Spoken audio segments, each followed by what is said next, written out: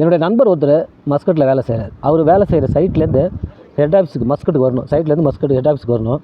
அவர் taxi பிடிச்சி head office வந்திருக்காரு. Head ஆஃபீஸுக்கு வந்தோடனே அங்கே டிரான்ஸ்போர்ட் காசு கொடுப்பாங்க, நம்ம வந்த செலவுலாம் கொடுப்பாங்க. அப்போ ஆஃபீஸர் கேட்டுருக்காங்க, நீ டாக்ஸி பிடிச்சி வந்தே அதுக்கு எவ்வளோ காசு கொடுத்த சொல்லு, நான் கொடுத்துறேன் அப்படின்னு.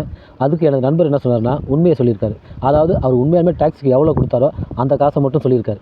அதுக்கு ஹெட் ஆஃபீஸில் மேனேஜர் என் நண்பரை பார்த்து சிரிச்சாராம். அதுக்கு என்னுடைய நண்பர், ஏன் சார் சிரிக்கிறீங்க அப்படின்னு கேட்டதுக்கு அந்த மேனேஜர் சொன்னாராம், இல்லைப்பா, ஆஃபீஸில் நாங்கள் ஒரு லிஸ்ட்டு போட்டு வச்சுருக்கோம், எந்தெந்த சைட்டுக்கு எவ்வளோ டிரான்ஸ்போர்ட் காசு செலவாகும்னு எங்களுக்கு தெரியும், நாங்கள் ஒரு லிஸ்ட்டு போட்டு வச்சுருக்கோம். ஆனால் நீ சொன்னதை பார்த்தீங்கன்னா நாங்கள் போட்ட லிஸ்ட்டை விட கம்மியாக இருக்குது அப்படின்னாராம். அதுக்கு எனது நண்பர் சொன்னாராம், இல்லை சார், உண்மையாலுமே இவ்வளோ தான் ஆச்சு, அதாவது 6 ரியால் தான் ஆச்சு, நீங்கள் ஆன செலவு மட்டும் கொடுத்தா போதும், எனக்கு அதிகமாக தேவையில்லை சார், பொய் சொல்லணும்னு வாங்க வேண்டிய அவசியமே கிடையாது, போய் இன்றைக்கி சொல்லி நான் அதிகமாக வாங்கிடலாம், ஆனால் நாளைக்கு என்றைக்காவது நீங்கள் உண்மையை கண்டுபிடிச்சி என் பேர் வீணாக என்ன சார் பண்ணுறது, பணம் முக்கியம் இல்லை சார், நல்ல பேர் தான் முக்கியம்னு எனது நண்பர் சொன்னாராம். அதுக்கு அந்த மேனேஜரும், பரவாயில்லப்பா, உன்ன மாரி ஆளுங்க தான் கம்பெனிக்கு தேவைப்படுறாங்க அப்படின்னு சொல்லிட்டு கம்பெனியில் என்ன லிஸ்ட்டு போட்டிருக்காங்க டிரான்ஸ்போர்ட் காசு 10 ரியால், எனது நண்பர்கிட்ட 10 ரியால் வச்சுக்கோ அப்படின்னு சொல்லி கொடுத்தாங்க.